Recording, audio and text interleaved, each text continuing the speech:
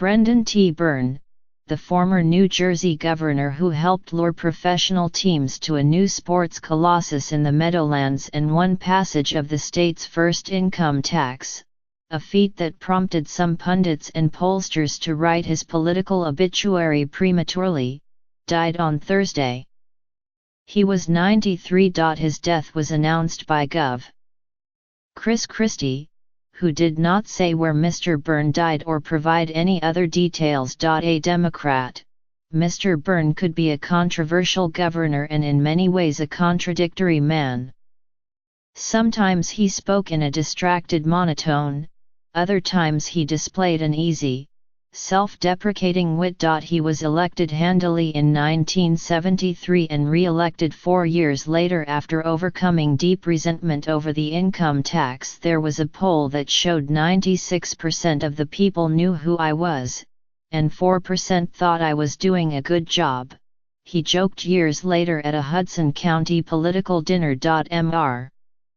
Byrne was the first New Jersey governor to serve 8 years with his own party in control of the legislature the entire time.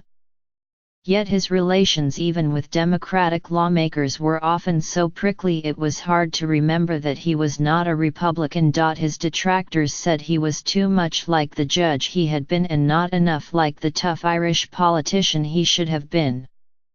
They found him exasperatingly Hamlet-like, saying he was reluctant to make difficult decisions. Nonetheless, Mr. Byrne persuaded legislators to pass the income tax to help finance schools and ease property tax burdens, to curtail building in the Pine Barrens wilderness, to back public financing in gubernatorial elections, to create a state public advocate who could sue state agencies on behalf of citizens, and to approve voter registration by mail. And his administration was free of major scandal. I never saw more executive control of the legislature, one Republican said grudgingly well into Mr. Byrne's second term. Quite frankly, I don't know whether to ascribe this to executive strength or to legislative weakness. It was fitting, somehow, that those remarks came from Raymond H. Bateman, who was a state senator when Mr. Byrne trounced him to win re-election in 1977. Mr. Byrne was often underestimated by his adversaries, usually to their sorrow. Despite what casual acquaintances saw as awkwardness in public, people who watched the governor more closely concluded that he was not really shy, that he was, in fact, a self-assured man. He just did not care for the baby-kissing and glad-handing that is endemic to politics. And sometimes he simply did not care what people said. During the gasoline crisis of 1979, after lecturing New Jerseyans on the need to conserve fuel, he flew to Washington to meet with White House aides on energy problems. Before leaving Trenton, he saw to it that his official limousine was dispatched to Washington so that he could be chauffeured around the Capitol. After the meetings, he flew back to Trenton. The limo went back empty, except for the driver. He was widely criticized for the episode, but there was never a hint that it bothered Mr. Byrne, who could give as well as he got in dealing with New Jersey journalists. It is not true that I can only read at a 5th grade level, he told a group of them, after being roasted at a press dinner. I read out of state papers, too. He confounded the so-called experts again and again, at no time more dramatically than in 1977. That April, a poll by the Eagleton Institute of Politics at Rutgers found that only 17% of New Jerseyans approved of his performance. His very vulnerability may have helped him. 9 Democrats were emboldened to challenge him in the primary. They consumed one another, allowing Mr. Byrne to be renominated with just 30% of the vote. Mr. Bateman had also survived a bruising primary, after which he led the incumbent governor by as many as 10 percentage points in several reputable polls. But Mr. Byrne campaigned relentlessly. He insisted that his Republican opponent had essentially no platform, except his condemnation of the income tax. Mr. Byrne never retreated from his stance that the income tax was not only right but also essential, and that its burden on homeowners would be offset by rebates on property taxes. He underscored some conspicuous first-term accomplishments, like his successful backing of a referendum to bring casino gambling to Atlantic City, at the time a shabby resort community, to revitalize it. He reminded voters of his support for building the Meadowlands Sports Complex, which lured the football giants from New York City. He soon closed the gap in Truman-like fashion and won convincingly over the man who had been his adversary in squash as well as in politics. "I knew I'd get re-elected when people started waving at me using all 5 fingers," he reflected, perhaps only half-jokingly. Mr. Byrne began his public career in the mid-1950s as an advisor to Gov. Robert B. Maynor. In 1959, Governor Maynor named him Essex County Prosecutor. He was reappointed by Gov. Richard J. Hughes in 1964. While Mr. Byrne was investigating organized crime, mobsters tapped his phone. "Forget about trying to bribe him," one gangster told another. Brendan Byrne was a man who couldn't be bought. This was high praise in a state where municipal mischief was no rarity. After 9 years as prosecutor, Mr. Byrne was named head of the State Public Utilities Commission by Governor Hughes. He held that post for 2 years before being appointed a Superior Court judge by Gov. William T. Cahill in 1970. As the election year of 1973 drew near, a number of influential Democrats thought that this couldn't-be bought ex-prosecutor and ex-judge might be just the candidate to take on Governor Cahill. Mr. Cahill had never been accused of dishonesty himself but was bedeviled by improprieties among his top aides. Mr. Byrne later recalled that he was happy on the bench, but that the entreaties from party leaders kept coming.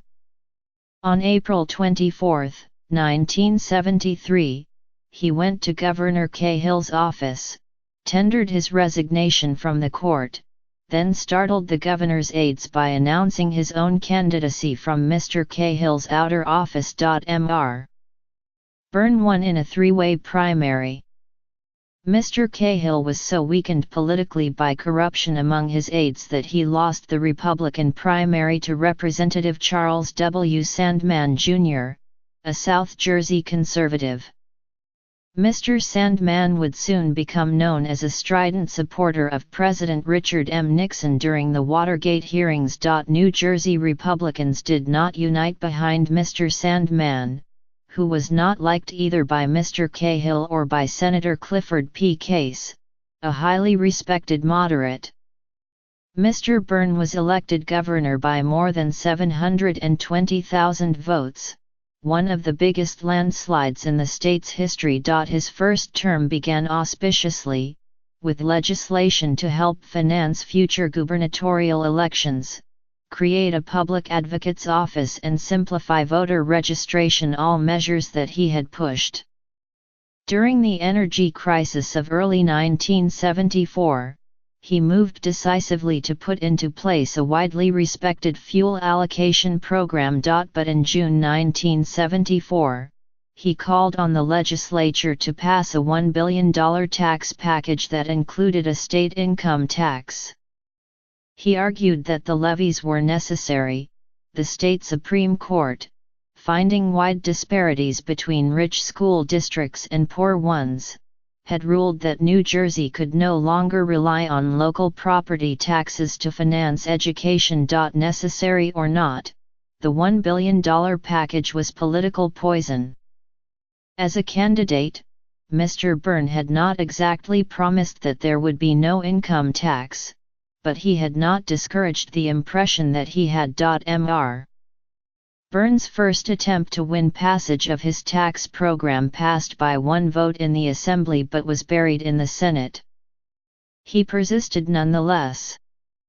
The debate over taxes, particularly the income tax, came to dominate his first term, and while he finally won enactment of a compromise program, with an income tax, he had spent enormous political capital and lost some political friends in the process, assuring himself of an uphill struggle for a second term.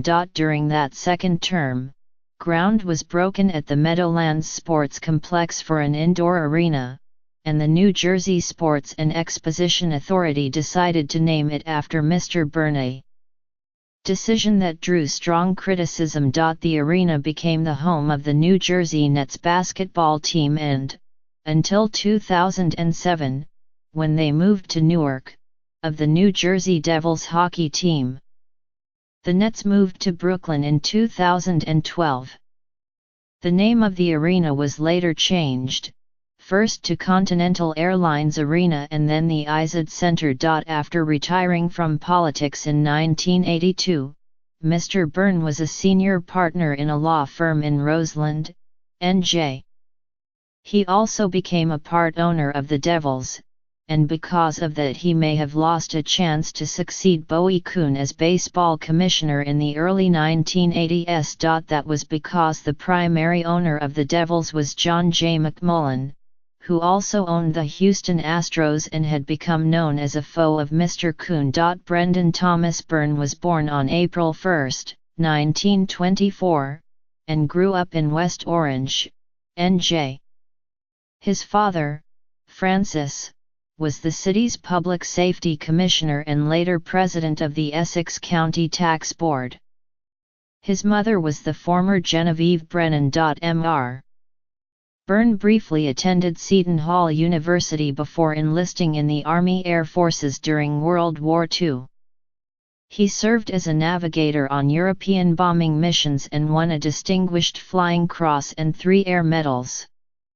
He graduated from Princeton in 1949 and from Harvard Law School in 1951. Mr. Byrne's first marriage, to the former Jean Featherly, ended in divorce. He is survived by his wife, the former Ruth Azin, 3 sons, Brendan Jr., Timothy, and William, 3 daughters, Nancy Byrne, Mary Ann Byrne and Barbara Stephan, and 9 grandchildren.